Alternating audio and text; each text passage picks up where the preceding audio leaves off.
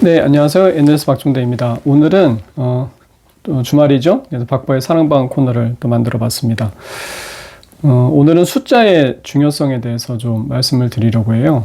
제가 1년 전부터 썼던 글이 있는데, 훌륭한 애널리스트가 되기 위한 기본 덕목 세 가지를 제 블로그에 소개한 게 있습니다. 그 가운데서 첫 번째가 숫자에 대한 애정인데, 숫자는 뭐 애널리스트뿐만이 아니라 기본적인 투자 측면에서도 굉장히 중요한 그런 사항이기 때문에 여러분들이 모두 한 번씩은 좀 들어볼 만한 내용이 아닌가라고 생각이 됩니다. 어느 직업에서나 반드시 갖춰야 될 기본적인 덕목이 있죠. 수술을 해야 되는 외과 의사가 수전증이 있으면 당연히 안 되겠고요. 그리고 비행기를 조종해야 하는 파일럿이 시력이 나빠서는 아마 안 될 겁니다. 그러니까 애널리스트한테는 숫자하고 글쓰기, 그리고 사람에 대한 기본적인 애정, 이게 가장 필수적이라고 말할 수가 있습니다. 그 영화 빅쇼트를 보게 되면 이제 크리스찬 베일이 연기한 마이클 버리가 MBS, 이게 주택저당증권이죠. 이 MBS를 공매도하기로 결정하고 펀드 투자자들한테 전화를 쭉 합니다. 투자자들은 그게 부실덩어리라는 걸 어떻게 아냐고 이제 반문을 하죠. 그 채권을 포함하고 있는 대출 목록이 뭐 수천 페이지인데 말이죠. 그랬더니만 마이클 버리가 하는 말이 I read them 이라고 말, I read them. 그걸 다 읽어봤다라고 말을 한 겁니다. 그러니까 수천 페이지에 대한 걸 갖다가 다 자기는 숫자로 다 파악을 했다라는 것이죠. 그러면서 월가를 돌면서 13억 달러 공매도 상품을 만들어서 투자를 합니다. 결국에는 대박이 나죠. 489% 투자 수익률을 기록을 하고서 펀드를 접습니다. 스티브 카렐이 연기한 펀드 매니저 마크 바움이 또 나오게 되죠. 이제 이 사람은 자레드 베넷으로부터 CDO, 그러니까 부채담보부 증권입니다. CDO 부실에 대한 의견을 듣고 팀원들에게 말합니다. Let's find out. 한번 이걸 우리가 직접 한번 조사를 해보자라는 말이죠. 그래서 그 팀이 직접 연체되고 있는 집들의 소유주들, 그리고 브로커들을 갖다가 다 찾아다닙니다.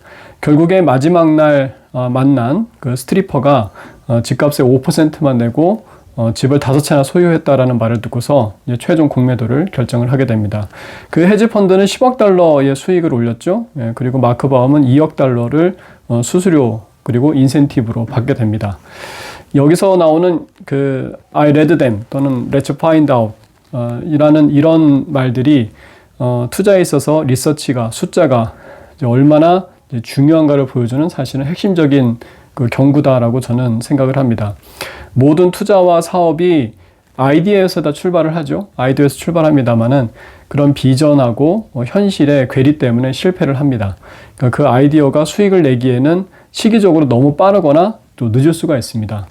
그 빅쇼트에서도 결국 타이밍이었죠. CDO는 구조적으로 문제였지만 그게 문제로 드러나서 시장에 영향을 미치기 시작한 시점은 2007년부터입니다. 마이클 버리는 모기지론의 연체율이 급상승하고 있다는 현상을 주목하면서 공매도를 결정을 하는데 그 투자의 적시성을 보여준 것이 바로 이제 숫자였던 거죠. 모든 투자 판단의 근거에는 이제 숫자가 들어가는데 애널리스트가 다루는 숫자의 종류는 크게 이제 세 가지 범위가 있습니다. 첫 번째가 거시경제, 그 매크로 지표죠. 이거는 일반적인 투자자들도 아마 마찬가지일 겁니다. GDP라든지 뭐 수출, 민간 소비, 이자율, 소비 심리 이런 것들이 이제 저희 소비재 유통 애널리스트들한테는 기본적인 매크로 지표입니다. 경기를 판단하는 가장 기본적인 환경이라고 볼 수가 있습니다. 이런 지표들을 일반적으로 투자가들은 어떤 자산 또는 어떤 지역에 투자할지를 결정하는 좀 기준이 되겠죠. 예를 들어서 이자율이 낮아지기 시작하면 채권, 이자율이 바닥이면은 부동산, 이자율이 상승하기 시작하면 주식, 뭐 이런 식으로 투자의 사이클이 있습니다. 이제 그런 것들을 파악하는 아마 인디케이터가 될 거고요.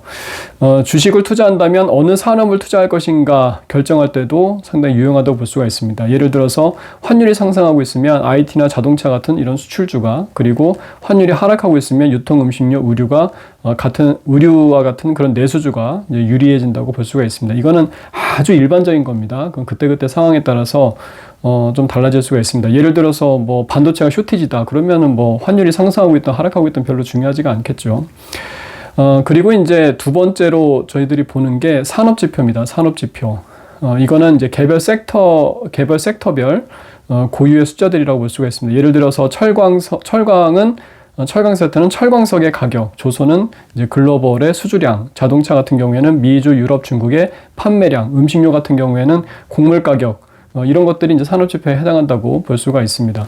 유통에서는 소매 판매액하고 산업통상자원부에서 매월 발표하는 유통업체별, 유통 채널별 그런 판매 증가율이 있습니다. 그리고 화장품은 대중국 화장품 수출액이 이제 가장 대표적이겠고요.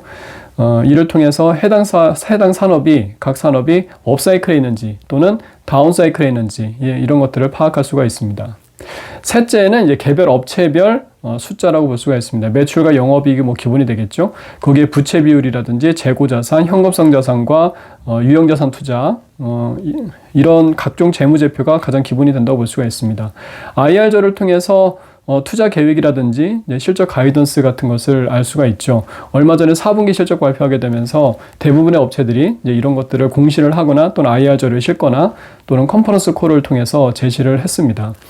기업 탐방하고 다양한 IR 행사를 통해서 이런 사업 현황을 파악을 할 수가 있습니다. 그러니까 예를 들어서 유통업체들 같은 경우에는 기존 성장률이 상당히 이제 중요하다고 볼 수가 있겠고요. 그다음에 사이트별, 카테고리별 매출 추이, 이런 것들이 계속 업데이트를 해야 되는 내용들입니다. 그리고 광고 판촉비 현황이라든지 계획, 이런 것들을 또 점검을 해볼 수가 있죠. 이번 4분기 실적에서 보면은 이제 코웨이 같은 경우에는 그동안 미뤄뒀던 광고 판촉비를 많이 집행을 하게 되면서 실적 예상보다 부진했잖아요. 그런 것들을 계속 커뮤니케이션을 통해서 우리가 파악을 해야 되는 겁니다. 이런 것들을 통해서 유통산업 내에서 어떤 종목을 매수하거나 또는 매도할 것인지를 결정한다고 생각하시면 될 것 같습니다. 애널리스트, 특히 이제 기업 분석 애널리스트는 항상 이 세 가지 데이터를 시기별로 정리하고 업데이트하면서 상관관계하고 인과관계를 갖다가 고민을 해야 되는 겁니다. 이 세 종류의 데이터는 일반적으로 상당히 연결되어 있습니다. 예를 들어서 유통산업의 경우에 소비 경기의 시작은 이제 수출 지표라고 할 수가 있는 거죠. 한국은 수출이 전체 경제의 50%를 이제 차지하기 때문에 수출을 통해서 유입된 돈이 경기에 불을 지핀다고 말을 할 수가 있습니다. 한국은 수출이 증가해야 기업의 이익이 증가를 하게 되고요. 투자가 증가를 하게 되고 임금과 고용이 상승을 하게 되고 가계 수입이 증가하면서 소비가 개선이 되게 됩니다. 백화점 매출이 이제 이어서 백화점이나 대형마트 매출이 이어서 증가를 하게 되겠죠. 미국이나 일본처럼 내수 비중이 80%가 넘는 이제 그런 나라들은 소비 회복이 경기의 시작이다라고 볼 수 있지만 한국은 그렇지가 않습니다. 이런 것들을 제 블로그에 보게 되면 그림을 이제 쭉 그려가지고서 연결을 해놨는데 일반적으로 이제 수출에서 백화점 매출 증가까지 대략 한 1년 정도 타임렉이 시차가 있음을 이제 파악을 할 수가 있고요. 그때 예를 들어서 2017년 중순에 이제 수출이 정점을 지나서 이제 둔화가 되었습니다만은 2018년 백화점 업황은 오히려 회복세로 이제 돌아설 가능성이 상당히 컸죠. 왜냐하면 지표적으로 봤을 때 이제 수출에서 소비 경기 회복까지가 한 1년 정도가 소요가 되니까 수출은 꺾였지만은 이제 소비는 1년 후에 오히려 올라올 수가 있는 그런 상황이었죠. 네, 그래서 이런 지표들이 이제 나온다라고 하게 되면 이제 투자 아이디어 측면에서 이제 그만 수출주를 줄이고 내수주를 사자라는 이제 그런 아이디어가 설득력을 얻을 수가 있게 이제 되는 것입니다. 실제로 2018년 백화점 업황은 이제 부동산 가격 상승까지 겹치면서 상당히 좋았던 기억이 있습니다. 그러니까 이런 투자 방식을 우리가 탑다운 접근법이라고 하죠. 그러니까 주로 시장이 포화되어 있고 과점화가 끝난 이제 그런 유통산업 같은 데서 이제 사용을 하게 됩니다. 이제 민간 소비가 이제 좋지가 않은데 백화점 산업이 좋을 리가 없고요. 그죠? 네, 백화점 산업이 좋지가 않은데 현대백화점 실적이 좋을 리가 없기 때문에 그렇습니다. 이제 반대로 바텀업 접근법이 있습니다. 이거는 시장이 포화되지도 않았고 그리고 과점화가 끝나지도 않은 예를 들어서 이제 중국의 화장품 시장 같은 데서 사용하는 그런 전략인 거죠. 중국의 화장품 시장은 1인당 화장품 소비량 자체가 굉장히 작기 때문에 전체 경기가 좋지가 않아도 화장품 소비는 뭐 나쁘지 않을 수가 있고요. 그리고 개별 업체들의 그런 시장 점유율이 굉장히 낮기 때문에 어느 한 기업이 팍 튈 수가 있는 그런 상황인 거죠. 한국은 그렇지가 않습니다. 아모레퍼시픽이나 LG생활건강의 시장 점유율이 워낙 크기 때문에 전체 산업하고 이 개별 업체들의 실적이 별로 그렇게 다르게 가지가 않습니다. 그래서 바텀업 방식하고 이제 탑다운 방식을 우리가 적절히 이제 섹터에 따라서 구분해서 사용할 필요가 있는 거죠. 아무튼 그 훌륭한 애널리스트가 되기 위해서 이런 이제 세 가지 동목이 있다고 말씀을 드리는데, 그 가운데에서는 이제 숫자에 대한 애정이 단연 으뜸이라고 평가를 할 수가 있습니다. 그러니까 내성적인 사람들이 있잖아요. 내성적인 사람들 같은 경우에는 펀드 매니저하고 이제 미팅이 쉽지가 않겠죠. 유난히 글 쓰는 것을 이제 어려워하는 사람도 있을 겁니다. 하지만 가장 애널리스트로서 또 투자자로서 치명적인 결함은 숫자를 잘 못 보는, 이제 특히 숫자에 약한 사람들이 있어요. 이런 사람들은 애널리스트를 하면 안 된다라고 저는 생각을 합니다. 똑똑한 사람이 분명해요. 아이디어가 되게 넘쳐요. 하지만 이상하게 숫자에만 약한 사람이 있거든요. 이런 사람들은 딴 데를 알아봐야 되는 거죠. 그 적성이 맞는 좋은 직업이 있을 겁니다. 굳이 애널리스트를 할 필요가 없는 거죠. 인과관계와 상관관계를 구분하지 못하고 심지어 코딩도 제대로 못하는 사람들이 있습니다.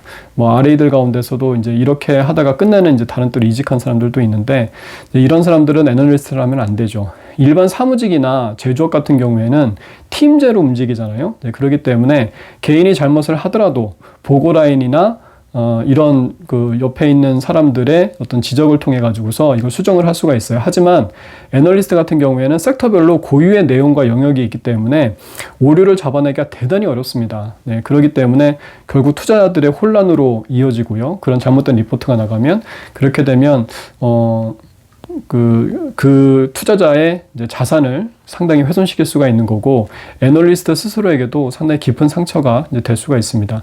그래서 이제 애널리스트 같은 경우에는 RA 때부터 굉장히 치열한 숫자와의 그런 사랑 노름이 시작된다라고 볼 수가 있습니다. 이제 주간, 월간, 분기별, 그리고 연간 그런 산업 데이터를 갖다가 매일 업데이트를 하고요. 통계청이나 한국은행으로부터 또는 한국관광공사, 또 식약청, 뭐 국민은행까지 국민의 주택지표가 있잖아요. 그런 것들을 샅샅이 이제 뒤집니다. 숫자에 이제 익숙해져야지 되는 거죠. 펀드 매니저하고 세미나를 할 때도 대부분의 질문과 답변은 숫자에 기반을 합니다. 그러니까 최근 실적 관련한 매크로 산업 데이터를 기본으로 이제 외우고 있어야 돼요.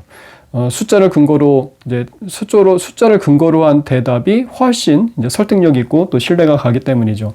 세미나를 갖다가 똑같은 세미나를 같은 주제로 대여섯 번 하다 보면 숫자는 이제 당연히 외워지게 되는 겁니다.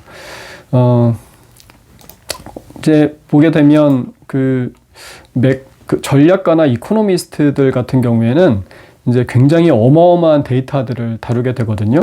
그래서 블룸버그라든지 데이터 스트림 같은 이제 이거 상당히 비싸요. 한 수수료가 월 한 대당 사용하는데 한 4천만 원, 5천만 원 되거든요. 그래서 거의 이제 대리급 월급이라고, 연봉이라고 해가지고서 블룸버그 데이터 모니터를 이제 보면서 불대리 뭐 이렇게 표현합니다. 이제 그런 데서 자동으로 업데이트를 받아요. 여기 같은 경우에는 워낙 데이터가 방대하기 때문에. 그러니까 GDP나 민간 소비 이런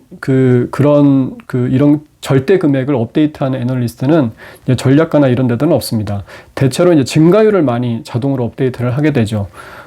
근데 이제 증가율이라는 것도 생각해 보게 되면 이미 한번 가공한 숫자이거든요.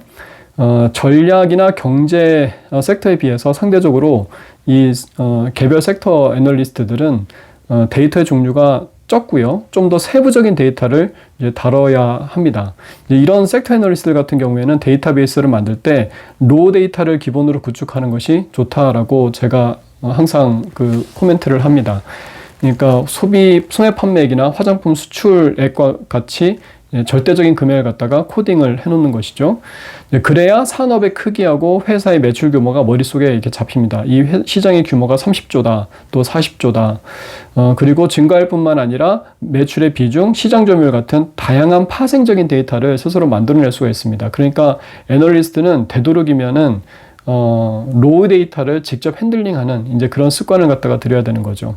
그리고 이제 자동으로 엑셀 매크로를 갖다가 설정을 해놓게 되면 자동적으로 이렇게 업데이트가 되거든요. 클릭하게 되면. 근데 저는 웬만하면 그런 방식을 지향을 합니다. 손으로 직접 코딩을 하는, 어차피 데이터가 뭐 전략이나 경제처럼 그렇게 많지가 않게 되니까 직접 손으로 코딩하면서 이제 숫자를 익히라고 그렇게 말을 합니다. 그러면 키패드가 1에서 0까지 이렇게 10개 정도가 있잖아요. 그걸 갖다가 키보드로 쭉 이렇게 코딩을 하다 보면은 이게 좀 이상한 방향으로 손가락이 뻗어나가야 되는 수가 있어요. 이제 그런 숫자가 잡히게 됩니다. 그게 이제 상당히 바이어스가 될 수도 있습니다만은 그게 하나의 큰 변곡점이 될 수도 있는 그런 숫자인 거죠. 그러니까 일반적으로 통계를 할 때 통계 데이터를 볼 때는 이게 리니어 리그레션 한다고 하잖아요. 회귀 분석을 하는데 거기에서 좀 이렇게 추세선에서 벗어나고 있는 지표들을 저희는 오차항이다 뭐 이렇게 말을 하는데 그게 이제 상당히 그 어떤 회귀선의 그런 신뢰성을 떨어뜨리는 그런 요인이거든요. 그래서 그걸 갖다가 상당히 이제 안 좋게 본다면 좀 표현이 이상한데 아무튼 그렇게 보는데 저희 섹터 애널리스트 같은 경우에는 그런 숫자가 하나 나오게 되면 거기에 굉장히 집중을 합니다. 왜냐하면 그 숫자가 그런 추세선을 갖다가 이제 꺾이기 시작하는 하나의 변곡점의 인디케이터가 될 수도 있는 거거든요. 그렇기 때문에 그런 숫자가 나오게 되면 굉장히 집중하면서 보게 됩니다. 이게 단순한 뭐 기저효과라든지 뭐 일시적인 현상인 건지 뭐 광분제로 이런 일시적인 현상인 건지 아니면 이게 그런 것들이 없는데 이런 게 나왔다라고 하게 되면 뭔가 상당히 큰 변화의 시기에 있다라고 짐작을 해볼 수가 있는 거죠. 그러면 이제 분석이 되게 세게 들어갑니다. 다른 여러 가지 데이터를 갖다 분석하면서 그 숫자가 어떤 의미가 있는지를 갖다 파악하려고 애를 많이 쓰게 되죠. 그래서 이제 그런 숫자들이 이제 자기를 봐달라고 막 이렇게 춤춘다고 이제 좀 표현을 해요.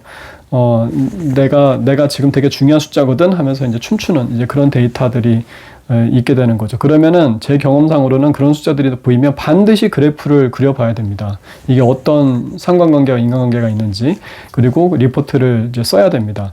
투자자들이 그렇게 찾고 싶어하는 이제 변곡점이 될 수가 있는 거거든요. 변곡점에서 투자한다고 하게 되면 그게 롱이든 숏이든 가장 투자 수익률이 높을 수가 있으니까요. 주가 바닥의 저점이 될 수도 있는 거고요. 주가 고점의 이제 정점이 될 수도 있는 겁니다. 이제 퇴근하고 이제 집에 갈 때 예전에 그런 경험들이 꽤 있죠. 주니어 때 보게 되면은 집에 갈 때까지 이제 눈앞에서도 그 숫자와 그래프가 함께 머릿속에 계속 맴돕니다. 그래서 끝내는 이제 문을 열다가 문고리를 접다가 다시 회사 가서 그래프가 너무 궁금하니까 이제 그래프를 그리고 리포트를 썼던 그런 기억들도 있는데 아무튼 숫자에 대한 감각을 굉장히 잘 익혀야 됩니다. 그러니까 마지막으로 말씀드리게 되면 이제 정치는 사실 이루고자 하는 어떤 정치가들의 이상이 있어요. 네, 그런 이상에 대한 강한 신념 그리고 열정 이거 가지고서 정치를 하는 거거든요. 목에 칼이 들어와도 자기 신념을 꺾지 않는 게 이제 훌륭한 정치가들이겠죠. 하지만 투자 같은 경우에는 그런 열정 가지고서 하는 게 아니다라고 저는 생각을 합니다. 투자는 철저하게 숫자에 기반한 이성으로 하는 것이다. 그러니까 심리적인 것을 이제 굉장히 경계해야 된다고 저번에도 한번 말씀을 드렸는데 숫자에 기반한 철저하게 이성으로 하는 것이다라고 말씀을 드리고 싶습니다. 사업가 같은 경우에는 또 특유의 동물적인 직관, 이게 애니멀 스피릿이라고 하죠. 동물적인 직관으로 이제 사업 결정을 할 수도 있습니다만은 그런 것들을 잘하는 사람이 이제 뭐 정주영 회장이나 이병철 회장이나 이건희 회장이나 뭐 이런 사람들이겠죠. 애널리스트는 숫자가 없이는 아무런 투자 판단을 할 수가 없고요. 해서도 안 된다라고 저는 이제 생각을 합니다. 펀드 매니저의 투자에 대한 어떤 직감, 펀드 매니저는 직감이 있어요. 그런 직감이 역시 동물적인 감각으로 나오게 되는 건데 그런 동물적인 감각을 증명을 해야 되잖아요. 그런 확인을 하고 싶을 때 이제 애널리스트한테 전화를 합니다. 내가 지금 이런 아이디어가 있는데 이게 정말 유의미한지 한번 확인을 해보는 거죠. 그런 펀드 매니저들의 투자에 대한 직감까지 숫자로 확인시켜주는 것도 결국 이제 애널리스트의 몫이다라고 그렇게 말씀드릴 수가 있겠습니다. 오늘 여기까지 말씀드리겠습니다. 감사합니다.